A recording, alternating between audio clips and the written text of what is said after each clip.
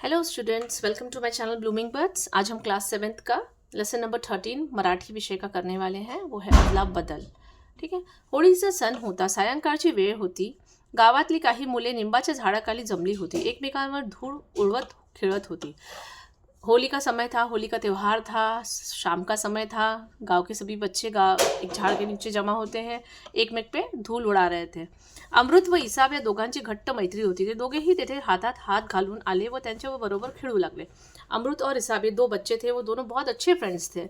अच्छे फ्रेंड्स होने के साथ वो भी वहाँ पे आए, जैसे सारे बच्चे गाँव के जमा हुए थे वो भी वहाँ जमा हुए, खेलते हुए हाथ में हाथ डाल के आए, खेलते खेलते भागते हुए. ठीक आहे. दोघी हातात घात आणि त्यांच्याबरोबर खेळू लागले और उनके साथ वो खेलने लगे. आजच शिवून आणलेले नवे कपडे दोघांनी घातले होते. आज उन्होंने सिलाए हुए नए कपडे पहने थे. दोघांचे कपड़े, रंग, आकार व कापड़ सर्व दृष्टिने अगदी सारखे होते. मतलब उनके जो कपड़े उन्होंने सिलाए थे, उनके कपड़ों का कलर, उनके शेप, उनका मतलब जो भी चीज़ था बिल्कुल एक जैसे ही थे. दोनों के कपड़े भी दोघे ही एकाच शाळेत होते. दोनों एक ही स्कूल में पढ़ते थे, एकाच वर्गात होते, एक ही क्लास में थे. दोघांची घरेही रस्त्याच्या कोपऱ्यावर समोरासमोर होती. अब दोनों के घर भी रस्ते के कोने पे आमने सामने थे. थोडक्यात म्हणजे दोघा मुलांची प्रत्येक गोष्ट सारखी होती. इन शॉर्ट देखा जाए तो बोला जाता है कि दोनों बच्चों की हर चीज़ एक जैसी थी. फरक फक्त इतकाच होता की अमृतला आई वडील होते, इसाबला फक्त वडील होते. अब फर्क सिर्फ इतना सा था कि अमृत जो था उस बच्चे को दोनों माँ बाप थे, मम्मी पापा दोनों थे, और इसाब को सिर्फ पापा थे, मम्मी नहीं थी उनकी. दोन्ही मुलं आली. खाली रस्त्यावर बसली. दोघांनी एकसारखे कपडे घातलेले पाहून एक मुलगा म्हणाला. अब दोनों एक जैसे थे, कपड़े पहन के आए. दोनों आने के बाद में उसमें खाली रस्त्यावर बसली. दोघांची एक सारखे कपड़े घातलेले पाहून रस्ते पे बैठे हुए बच्चों ने बोला कि एक दोनों के एक जैसे कपड़े थे. तो उन्होंने बोला, अरे अमृत, इसाब, तुम्ही दोघं किती एकसारखे आहात. अब वो कपड़े तो उनके एक जैसे थे, सिमिलर डिज़ाइन थी, सब कुछ एक जैसा था. तो एक बच्चे ने बोल दिया उनको कि बेटा, तुम्हारा भाई बोले तुम्हारे तो कपड़े एक जैसे, तुम लोग बहुत एक जैसे दिख रहे हो. यावरून दुसऱ्या एका व्रात्य मुलाला एक खोडकर कल्पना सुचली. व्रात्य बोले तो जो काळी करने वाले बच्चे होते ना, वैसे बच्चे. व्रात्य मुलाला एक खोडकर कल्पना सुचली. अरे तुम्ही दोघे कुस्ती का नाही लढत. म्हणजे तुम्हा दोघांची ताकद ही एकसारखीच आहे की एक जण दुसऱ्यापेक्षा वरचढ आहे, ते तरी आम्हाला बघायला मिळेल. अब उसमें से एक बच्चा खोड़कर था, उसने क्या कर दिया, वो एक ने बोला कि भाई बहुत अच्छा है, तुम दोनों एक जैसे दिख रहे हो. तब एक को मतलब मस्ती सूझी, तो उसने क्या बोला कि चलो हम देखते हैं कि तुम लोग कुश्ती लड़ो. ऐसा क्यों नहीं करते कि तुम लोग कुश्ती लड़ते हो, कुश्ती लड़ो, देखेंगे दोनों में कितनी ताकत है. एक जैसी ताकत है कि वो अलग अलग है, ये कोई ज़्यादा ताकतवर है, कोई कम ताकतवर है, सब कुछ तो तुम्हारा एक जैसा दिखता है. ठीक आहे. पहिल्या मुलाला ही कल्पना आवडली. तो म्हणाला, खरंच अमृत, तुमच्या दोघांपैकी कोण वरचढ आहे ते बघूया. अब उसमें पहले वाले लड़के ने जिसने बोला था आप सिमिलर दिखते हो, उन्होंने बोला कि चलो भाई, ये आइडिया तो बहुत अच्छी है, चलो देखते सच में अमृत आप ताकतवर, दोनों में से कौन ज़्यादा ताकतवर है. चला यापुढे आणखी एक जण ओरडला, ही नुसती गंमत आहे. अब उसमें एक और बोलते, चलो ठीक है मस्ती करते, ये एक मजाक ही कर रहे बोले हम लोग. इसाबने अमृतकडे पाहिले. अमृतने ठामपणे म्हणा, नाही, माझी आई मला मारेल. अब इसाबने अमृत की तरफ देखा तो अमृत ने एकदम वो बोला कि नहीं बाबा, मेरी मम्मी मारेगी. जैसे आप लोगों को भी डर होता है ना, मम्मी मारेगी, वैसे अमृत में, नहीं, माझी आई मला मारेल. अब उसके आगे देखते हैं. त्याची भीती खरी होती, म्हणजे उसका डर जो था वो सही था. तो घरातून बाहेर पडत असताना आईने त्याला बजावले होते, हे बघ, नवीन कपड्यांसाठी तू खूप हट्ट धरला होतास, आता जर तू ते मळवलेस किंवा फाडलेस तर लक्षात ठेव. उसका जो डर था वो तो सही था भाई. मम्मी जब भी घर से उससे निकला था, उसकी मम्मी ने उसको वार्निंग किया था, देखो तू जिद कर रहा था इसलिए मैंने नवे कपड़े दिला दिए, अब इसको मैले भी मत करना तूने और इसे फाड़ना भी मत. तो उसका तो डर तो सही था ना. ये ध्यान में रखना. अमृतने हे आई वडिलांपाशी खूप हट्ट धरला होता, हे खरे होते. इसाबला नवा शर्ट मिळणार असल्याची कळताच त्यानेही हट्ट धरला होता. अमृत ने मम्मी पापा के पास में जिद की थी कि भाई मुझे भी शर्ट चाहिए, क्योंकि उसको पता चल गया था कि इसाब को नवा शर्ट मिलने वाला है, तो इसलिए उसने भी वैसी जिद की थी. इसाब सारखा शर्ट मिळालाच पाहिजे, कि मतलब मेरे को भी इसाब जैसा ही शर्ट चाहिए, ऐसी उसने अपने पेरेंट्स के पास में जिद रखी थी. आई जर नाही म्हणाली तर बाबा काही ऐकणार नाहीत, हे अमृत पक्का ओळखून होता. पण तो सहजासहजी हार मानणार नव्हता. अखेर नवा शर्ट घेऊन देण्यासाठी आईने अमृतच्या बाबांना गळ घातलीच. अब मम्मी नहीं बोल रही कि एक बार, तो पापा तो नहीं बोलने वाले, ये अमृत को बहुत अच्छे से पता था. फिर भी उसने अपनी ज़िद को माना, अपनी मम्मी को कन्विंस किया कि भाई मुझे दिलाओ, ताकि पापा को आप बोलोगे तो पापा मुझे दिलाएंगे. तो उसने किसी भी तरह अपनी मम्मी को कन्विंस किया है कि भाई मुझे शर्ट चाहिए. और उसके मम्मी ने लास्ट में उसके पापा को बोला कि उसको नवा शर्ट दिला के दो, और अमृत को उस तरह से वो शर्ट मिला था. ते छानपैकी नवे कपडे घालून अमृत घरून निघाला होता. त्यामुळे कपडे खराब होतील असे काहीही करायची त्याची तयारी नव्हती. त्यातही हिसाबबरोबर कुस्ती लढायची तर त्याची अजिबात इच्छा नव्हती. आता असं झालं की मीन्स ऐसा हुआ कि भाई वो अच्छे कपड़े पहन के तो निकला था, उसका पूरा माइंड सेट था कि भाई मैं चला हूँ, घर पे कपड़े गंदे करने की भी उसकी मानसिकता नहीं थी, कपड़े ख़राब करना ही नहीं था उसको, और फिर उसके साथ साथ हिसाब के साथ कुश्ती लड़ने का तो उसका कोई ख्याल ही नहीं था उसके दिमाग में कि भाई मैं जा रहा हूँ तो मुझे कुश्ती लड़ना पड़ेगा नवी ड्रेस के अंदर, ऐसा कुछ भी नहीं था.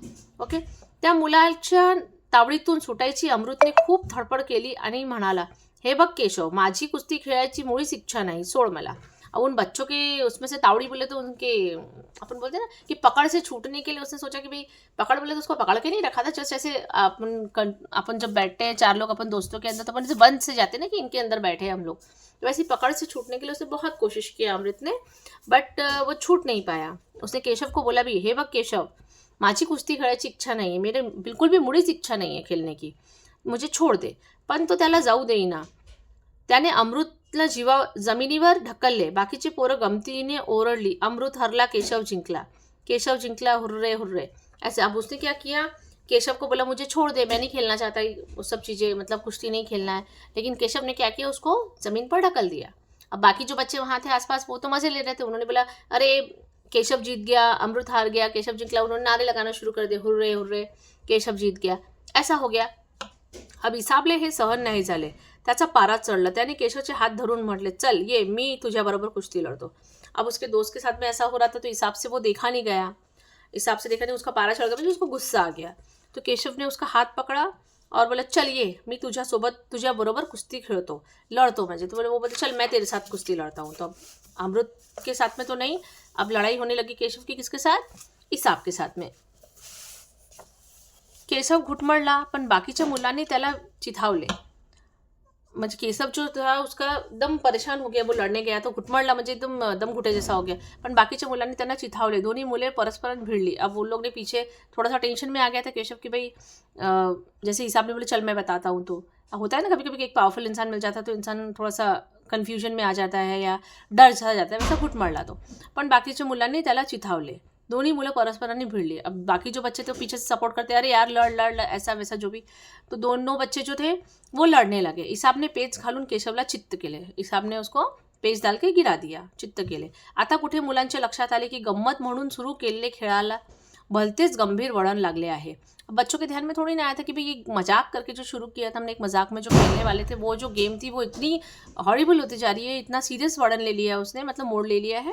आता केशवचे आई वडील आपल्याला रागवतील ह्या भीतीने सर्व मुले सैरावर पड़ून गेले. अब केशव के मम्मी पापा जो थे वो हमको चिल्लाएंगे, ये डर की वजह से जो आसपास के बच्चे जो उनको सपोर्ट कर रहे थे वो भाग गए, सैरावर पडून गेले. अमृत व हिसाब देखील तेथून निघाले. दोघेही थोड्याच अंतरावर गेले असतील तिथे अमृतचे लक्ष हिसाबचे शर्टाकडे गेले.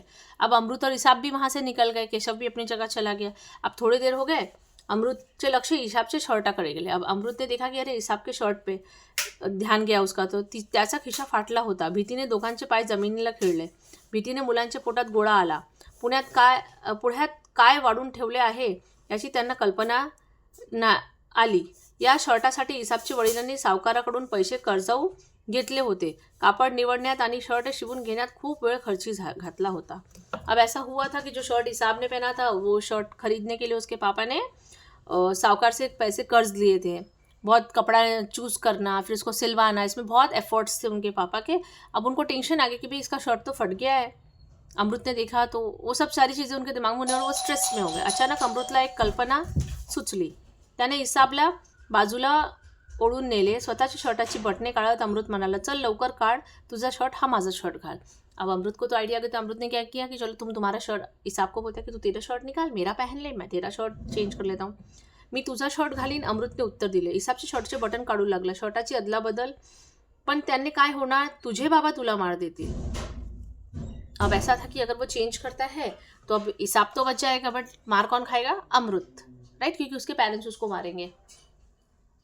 अब ऐसा हुआ था, ये लोग ने डिसाइड कर लिया था कि भाई शर्ट चेंज कर लेंगे, बट उसको डर लग रहा था कि भाई अमृत के पापा मारेंगे. हिसाब को अगर शर्ट दे दिया तो अमृत को टेंशन आ रहा था कि भाई हिसाब को मार पड़ेगी, हिसाब को टेंशन था कि अमृत को मार पड़ेगी. खरं ते मला मारतील पण मला वाचवायला आई आहे, अमृत उत्तरला. अब वो बोल रहा कि भाई अमृत का बोलना था कि मुझे मारेंगे मेरे पापा, मुझे पता है, लेकिन मेरे को बचाने के लिए मेरी मम्मी है. इसाप थोडा स्ट्रेस्ड हो गया, घुटमळला. त्याच वेळी त्याला कुणाच्या तरी खोकण्याचा आवाज जवळून ऐकू आला. दोघा मुलांची झटपट शर्टांची अदलाबदल केली आणि गल्ली बाहेर आली. मग सावकाश घराकडे चालू लागले. अब ऐसा था कि इसाब की मम्मी नहीं थी, वो तो थोड़ा सा कहीं ना कहीं उसको फील हुआ कि भाई मेरी मम्मी नहीं है, इसकी मम्मी है, इसको बचा लेगी, तो उसको कहीं ना कहीं बैड फीलिंग आई कि भाई सच में जो चीज़ें होती है ना मम्मी की सपोर्ट का, वो मिस कर रहा होगा, ऐसा कुछ. ठीक है. फिर उसके बाद में वो दोनों बच्चे से वहाँ पे कपड़े चेंज करते थे, पीछे से एक आवाज़ आती है तो वो डर जाते हैं और देखते हैं तो कहाँ पे कोई नहीं रहता, बट वो कपडे चेंज करके धीरे धीरे अपने घर के रस्ते निकाल जाते. भीतीने अमृतच्या छातीची धडधड वाढली होती, पण त्याचे नशीब चांगले होते. तो होळीचा दिवस होता. त्या दिवशी झोंबाझोंबी होणार हे ठरलेलेच असते. अमृतच्या आईने जेव्हा त्याचा फाटलेला शर्ट पाहिला तेव्हा तिने फक्त कपाळाला आटल्या घातल्या आणि त्याला माफ करून टाकले. सुई दोरा घेऊन तिने त्याचा फाटलेला शर्ट शिवून टाकला. अब ऐसा था जिस दिन ये लोग गए थे, होली का दिन था, पहले मैंने मेंशन किया था कि होली का त्यौहार था, ये लोग गए थे बाहर. अब अमृत की मम्मी, अमृत के दिल में तो धड़ चढ़ी थी कि घर पे जाके मार पड़ेगी, बट ऐसा कुछ नहीं हुआ.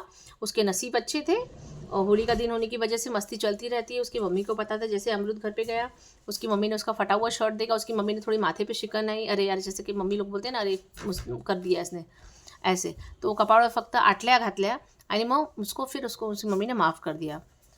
सुई धागा लेके उन्होंने उनका शर्ट सी दिया. मुलांची भीती केली. दोघेही पुन्हा हातात हात घालून बाहेर होडी पेटवली होती ती बघायला निघाले. शर्टाची अदलाबदल केल्याचे एका मुलाच्या लक्षात आले. त्याने या दोघांच्या आनंदावर विरजन घालत टोमणा मारलं. असं तुम्ही तुमच्या शर्टांची अदलाबदल केली आहे तर?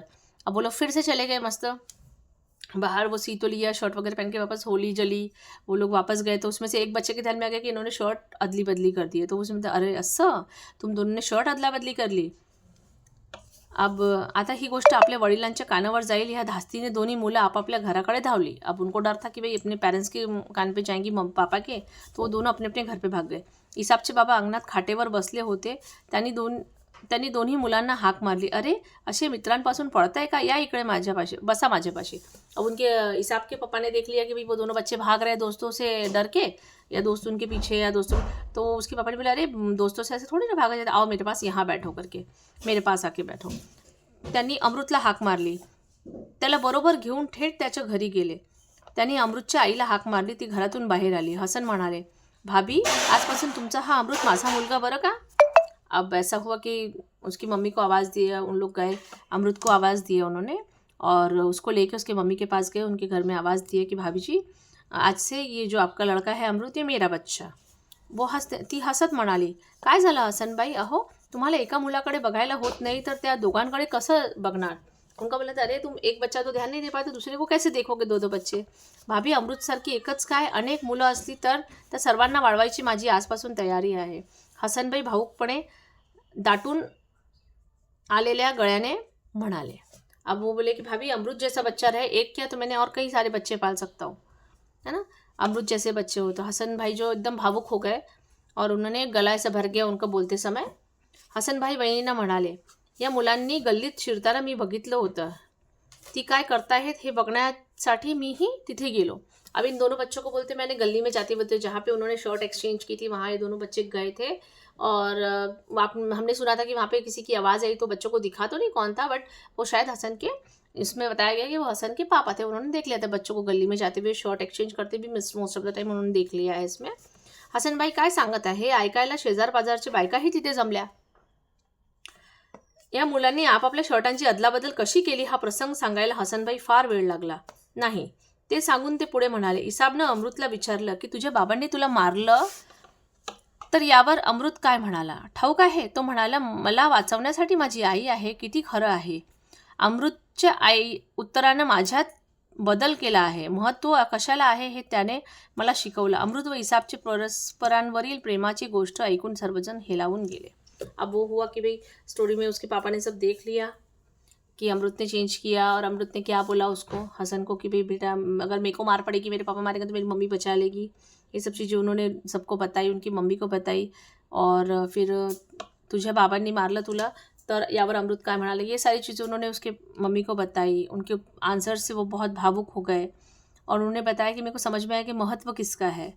अमृत व इसाब परस्परन प्रेमाची गोष्ट ऐकून सर्वजन, दोनों का जो प्रेम था, अमृत और इसाब की जो फ्रेंडशिप थी, जो उनका प्रेम था एक में एक से, वो देखने के बाद में सब लोग थोड़े से शॉक हो गए. ठीक है. ये लेसन में इतनी स्टोरी थी, हिसाब एंड अमृत पे पूरी स्टोरी डिपेंड करती थी। ठीक है बेटा, ओके बाय।